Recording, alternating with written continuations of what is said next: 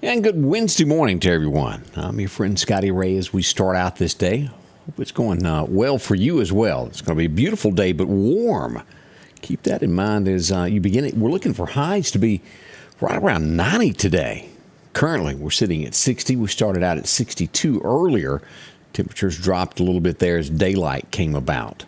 So that gives you a clue as to what we have going on this morning.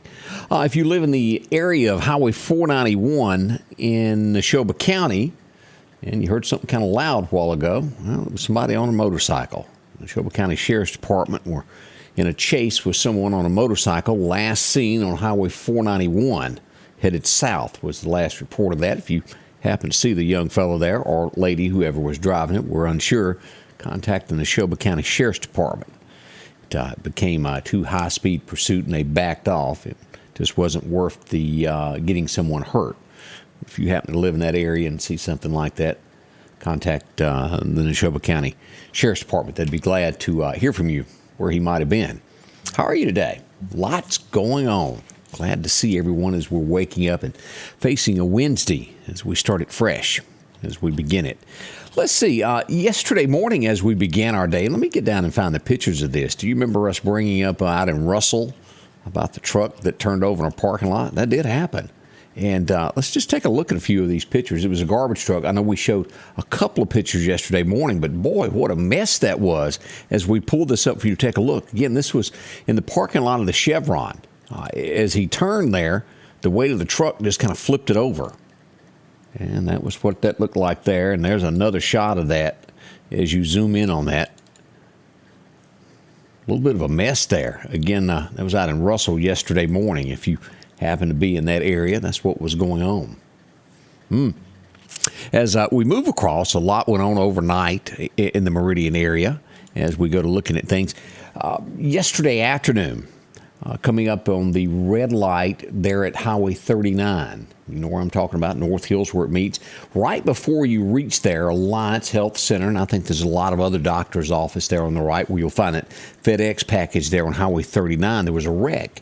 If you happen to come up on this, traffic was blocked for quite some time there. Fender bender there involving two cars. I'd say the minivan going to have some issues. It could be totaled there.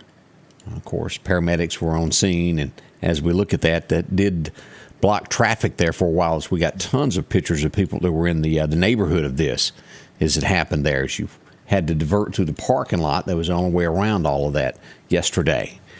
That's the news that we've got on that this morning. If you came along and wondered what was going on, that's what happened. Now, our next story, this happened on early, Monday morning. The Meridian Police Department is asking for help as Mobile World on Highway 39, which would be behind the old farm beef house. Someone broke into there in the early hours of Monday morning. That's a phone shop. Emptied shelves, took what they wanted. If you happen to know something, we're in the area in the wee hours of Monday morning in that area, and just happen to see something, Meridian Police Department would like to hear from you in helping solve that. We had a fire mentioned yesterday also in the Meridian area. This would have been over B Street, A Street. The Woodstock Furniture building used to be an old PV building. There's reports of a fire. The Meridian Fire Department got on this, and they put this out. It was a pallet of furniture that caught fire.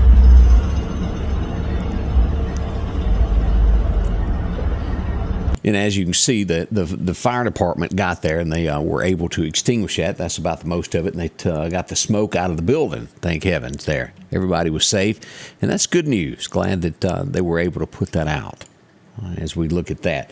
Also, if you were traveling on North Hill Street yesterday, traffic was blocked for just a minute or two.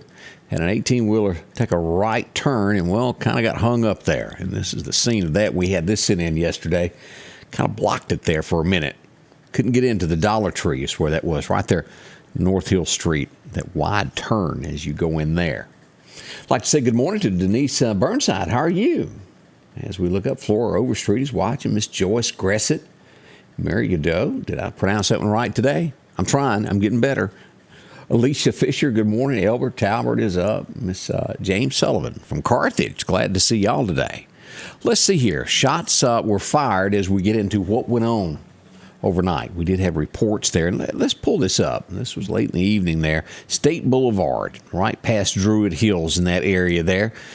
Closer on this end, right there, shots were fired yesterday. No one was hurt. No reports of injury at this time, thank heavens. But that did happen there. Now, the next thing that I got a lot of calls on this, a lot of text, a lot of people were wanting to know what was going on. And we go right off 8th Street. And let's pull you up this on the map here. Here's Davis Street. Here's 8th Street right here. This would be where AutoZone is, due south of there, right in that area there. We think it was about 3 people that were toting guns and firing at least into the air, is what we know. One juvenile was taken into custody last night. 2 others ran. This is an ongoing investigation, but always concerning when juveniles are toting guns and doing this.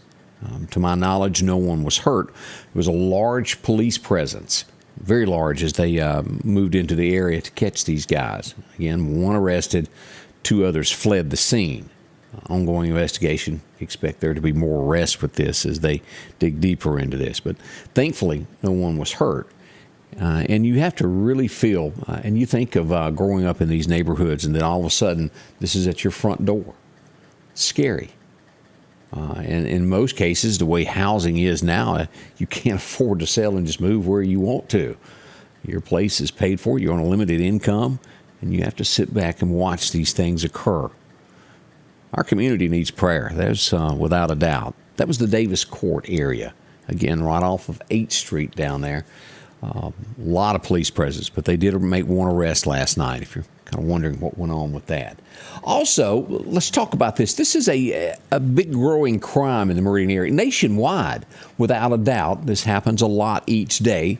The bad guys make about $100 off of it. And just this is the article that I posted on Sam Media about Sanders Gas. We all know that. Sanders Gas, they've been around forever. Well, they try to deliver you stuff. Well, what happens when the bad guys go after them? And they did this week.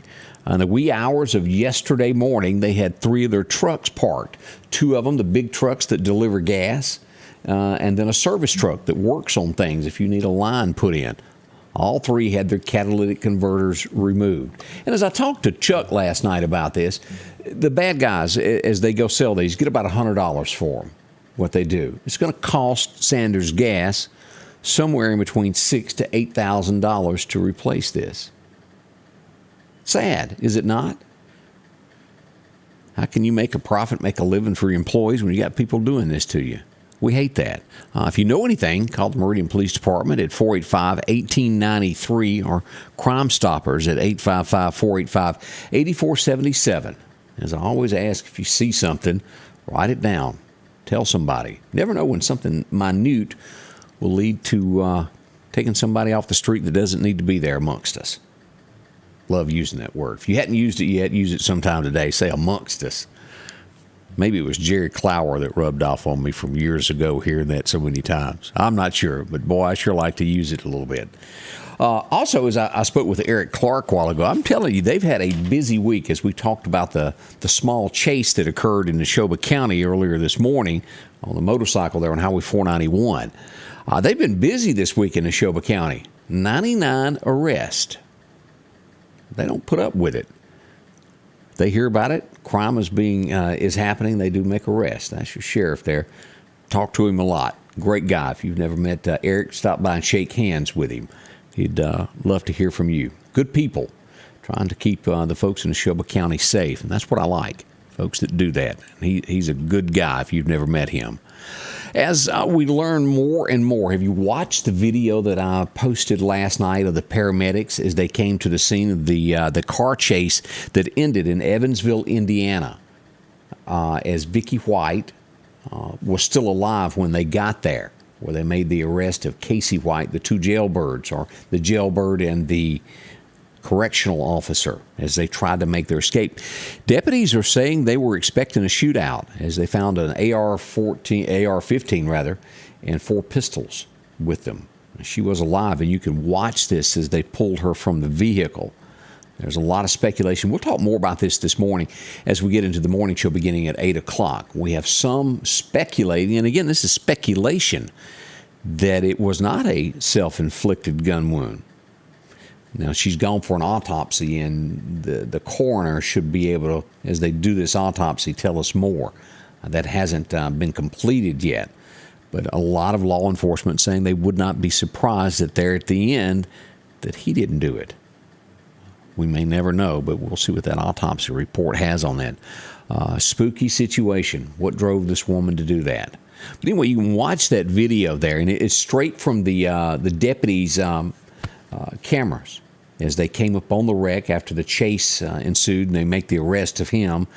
And he's escorted to the car as they're trying, and she still has the gun in her hand as the car is on its side, and they're there. But watch that video. I don't want to play anything on it due to the fact I could have missed a word or something being said that doesn't need to be aired, if that makes sense. I don't want to have missed something and listen to it to make sure the language is okay. A lot of times in the heat of the moment, when they're trying to get someone out, maybe something is said wrong. That's why I don't want to air it. So watch it for yourself, but it's posted there where you can do that in the privacy of your home, your car, whatever the case is, so you can hear and see exactly what happened. Jackson, Mississippi, which is always in the news, and as we reported, what was it?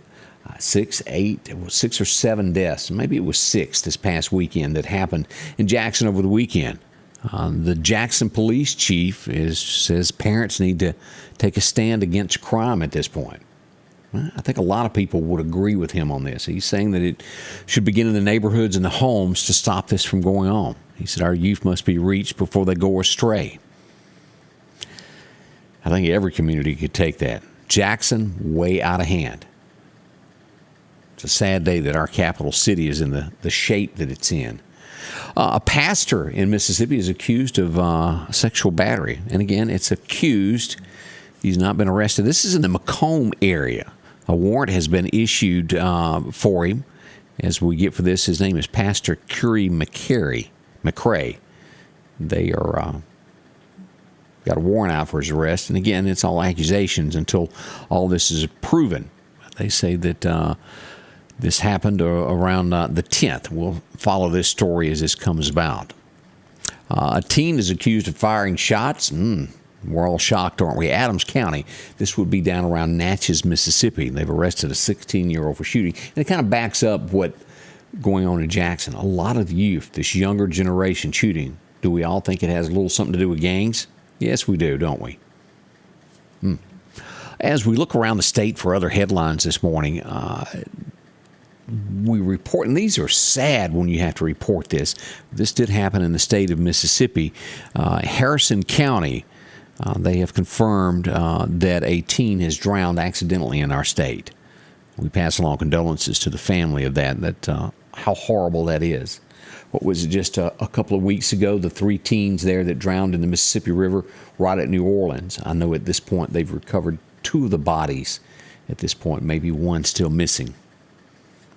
Horrible, horrible. There's been a string of drownings. I know we've had 2 adults also in the last 2 to 3 weeks drowned, dealing with fishing. So if you fish a lot, y'all be careful. We have sad news to report as this happened in Mississippi. A Tennessee state trooper was killed in a hit and run. He was in Mississippi at a state park riding a bicycle. He was hit. It was in Panola County is where it all went down. They haven't released the name of the trooper until family and all have been identified and told of what happened. But we do know that it was a state trooper out of Tennessee that was killed in the state. He was at a convention, I think, for law enforcement and riding his bicycle after hours. He was killed. How horrible that is. As we start to take a look at things going on in the nation today, you have to chuckle to one degree because they usually try to sic people to protest on others' homes and disrupt lives. But Nancy Pelosi's house is the scene where they are today as the left has sort of flipped on her. And it's all over the Roe versus Wade case that is before the Supreme Court. And the left is saying that Nancy hasn't done enough to secure it for them. So they're protesting in front of her house right now. What a turn of events that is. The next story that we go to, and I've talked about this before, turncoats. Do we all know what that means? I think we do. Of someone that says one thing and does another. Who do we spotlight today? Him again, Lindsey Graham. They've got new audio during the January 6th, whatever you want to call it, that happened at the Capitol. Lindsey Graham saying what a great president that Joe Biden would make. He's so back and forth. One minute he's all on the Republican side. Trump is the greatest thing that ever. And then the next moment, in the heat of the moment, Joe is the greatest. He is a Republican by voting, supposedly. Always kind of controversy. I really think whatever he thinks the constituents in the nation want to hear is the side of the fence that he's on that day. That will only last so long with voters. I know he's been there a while, but as things heat up, as he got real close to being beat last time, Lindsey Graham, you can hear all that audio is there, but now he thinks Joe is great. Now, how will he address this later today? Who knows?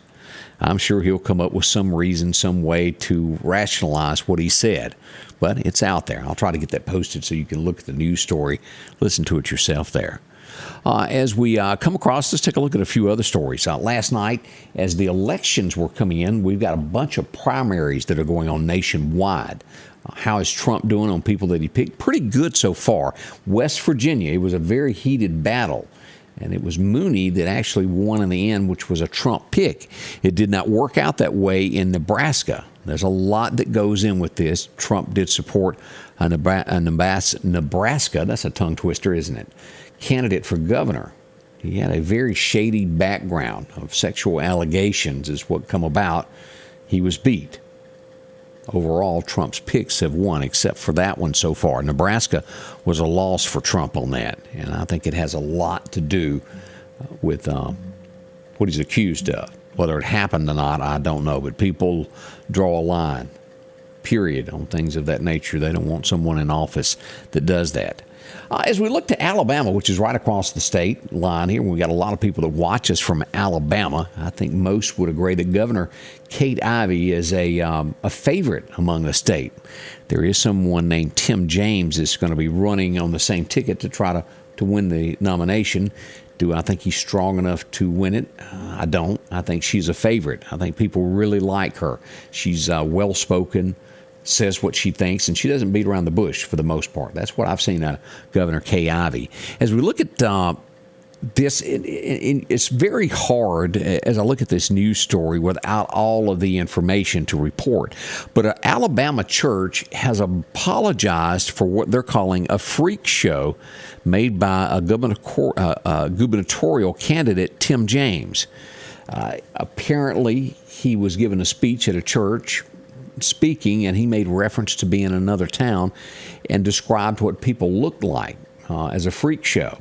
Now, that's all it says. It doesn't go into the point that he was making. Was he trying to make a point that God loves everybody? Maybe. I don't know. I don't have all the information there. Sometimes they can take stories and twist it and make it sound as something you didn't say. I'll give him the benefit of the doubt since I don't have the rest of the information. And he was making reference to, he went to another town to where he came up on a crowd that was full of tattoos and mohawks. And he was saying how different they looked. And the church is apologizing. We don't know the rest of the story. As I said, we'll give him. There's Life Church in Rainsville in DeKalb County in Alabama. Again, I don't know enough about it to judge the man. But they have taken the video down. He's not welcome there, apparently, there. Governor Kate Ivey would be a tough one to beat there, without a doubt there. As we, another story, and this is, I don't know, how many folks have flown in airplanes? And of that group, how many of you flown in private airplanes? This would be like the biggest nightmare that could ever happen to you. And I've flown where there's one pilot, big old airplane, one guy sitting up front. What happens if that guy gets sick? Well, this was a small Cessna. A guy was going to see his wife who was pregnant, and he chartered a plane to get there. 30, 40 miles out from landing, the pilot passes out, has a medical emergency, and they've got it all on there. It's all videoed to where he contacts the radio tower and says, hey, I've got a problem. And somehow, within a miracle, this guy had never flown a plane, It's just like the movies, I guess, as you would say. They talked him through from the tower how to land the plane without incident. Yeah, I don't know if I'd be that guy. I'd be in a panic. But thankfully, everybody was okay. That's a big news there. Let's see, a benefit car show is coming up. Let me tell you about this. This will be coming up before long here for David Shelton. It's going to be June 25th at Meridian Honda, a car show there to help with David's medical expenses. David's been diagnosed with cancer. A lot of folks like David trying to raise some money to help him and his family with his treatment as they travel back and forth across the highways and byways there. Also, we'll tell you about the fundraiser coming up tomorrow for Richard Ferguson and his wife. They're going to be out at the back porch on Highway 19 tomorrow afternoon between, I want to say 10 and 2. 10 in the morning to 2, selling tickets for the concert that's coming up in June, barbecue plates, and some raffle tickets there at the back porch. If you know Richard and his lovely wife, come by, buy a ticket for the show that's coming up to help Richard with his expenses of what his family has encountered. Very tough there. Let's a quick look at headlines this morning of where we are, what's shaking across America. Kind of gives you an indication of what today is going to be like. On the way, we're going to get into your forecast, let you know exactly what all is going with that. That's up and coming. We'll be right back. At the Back Porch, we're bringing families back together for fun, food, and all the things you love to enjoy around your home. Every event starts with a great grill, great cookware, and accessories. Add in some locally sourced meat and dairy, along with frozen vegetables and casseroles, and over 500 brands of spices and sauces. Relax in our chairs, swings, daybeds, and have fun with our cornhole boards. From coolers to trailers, we have everything you need. When you see the big chair, you've made it to the Back Porch. As the days get hotter, Sanders Gas reminds you to get your air conditioner tuned up. Sanders Gas can repair or replace your whole unit, whichever you need. Talk to Sanders about a tankless water heater now and never run out of hot water. Find out how easy and affordable it is to cook on gas stoves. And those backyard barbecues are coming. Don't run out of gas. Get yours refilled today. Sanders Gas, since 1946, 611 26th Avenue South, 601-693-4054. And Sanders Gas there, as we mentioned, made the headlines this morning of a thief taking 3 of their catalytic converters off their trucks. How bad it is. One day this week, very shortly, we're going to have Rich Borders in with us to talk about a situation. He owns a landscaping business here in town, does a great job with it. He was out working earlier in the week when he had somebody steal his weed eater from his truck as he was working. Now, as we all know, weed eaters are expensive. He pursued chase, and we're going to talk to him about what he saw. And as he put it, he thinks it was a homeless person that took his product and ran. And he videoed the chase through the woods, and we're going to talk to him about that, of what he saw and what's out there. It's a lot of that in our area that just is never, ever brought to light, what is out there. We're going to talk to Rich more about that.